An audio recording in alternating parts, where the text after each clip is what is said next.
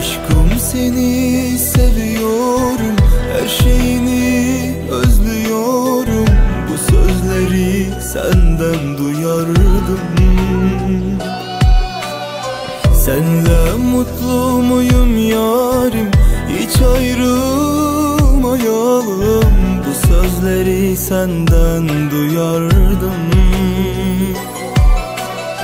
Sensiz bu can neye yarar? Yalanım yok, yeminim var. Bu sözleri senden duyardım. Peki o zaman beni neden karanlıkta bıraktın? Yüreğimi, bu canımı acımadan kanattın. Eğer bir gün geri dönsen sanma ki affederim. Unut beni, çünkü beni her günümde ağlattın.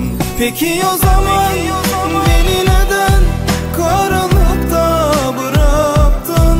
Yüreğimi, bu canımı acımadan kanattın.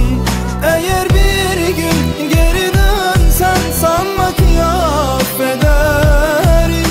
Umut beni, çünkü beni her günümde ağlattın.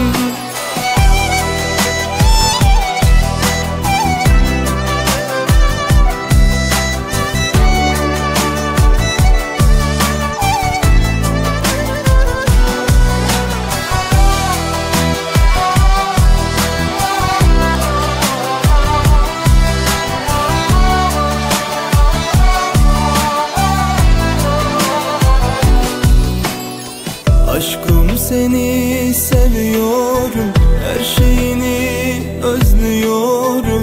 Bu sözleri senden duyardım. Senle mutlu muyum yarim, hiç ayrılmayalım.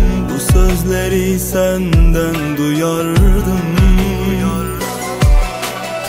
Sensiz bu can neye yarar?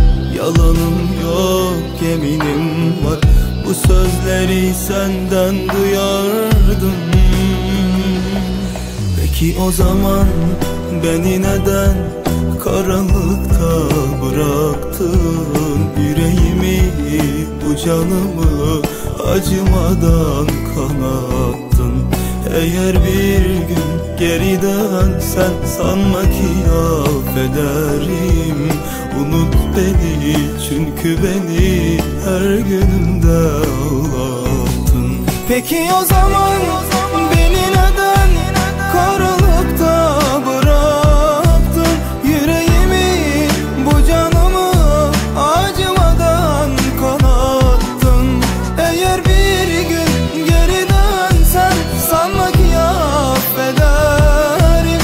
Unut beni, çünkü beni her günümde ağlattın. Peki o zaman